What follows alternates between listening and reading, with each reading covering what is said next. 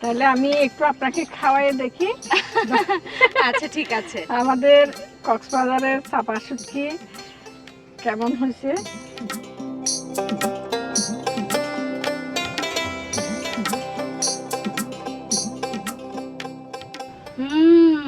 খুব মজা কিন্তু। ইলিশ পোলাও একটা মানে ঘ্রাণ আছে।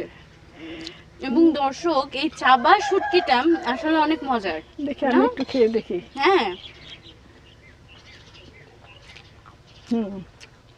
মজা হয়েছে না? অনেক মজা হয়েছে। আসলে অনেক মজা হয়েছে। তাহলে আমরা এটা এখানে একটু রাখি।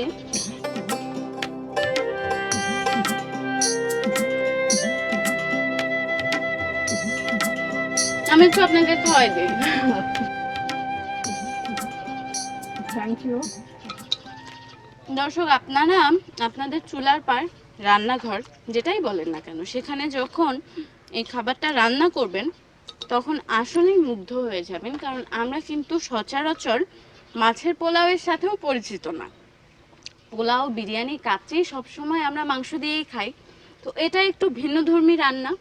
পাশাপাশি এটা আপনার শরীরের জন্য অনেক ভালো এবং আরও বলা যায় যে এটা অনেক গুণ সমৃদ্ধ, যে কারণে এইটা যখন আপনারা খাবেন তখন আপনাদের শরীরও সুস্থ থাকবে।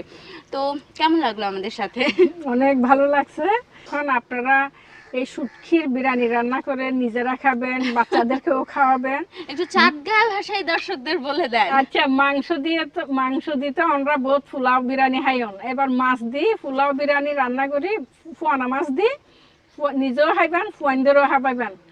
ফুয়ানা মাছের পোলাও বিরিয়ানি আলাদা একান মজা। কক্সবাজারের মাইসে ফুয়ানা মাছ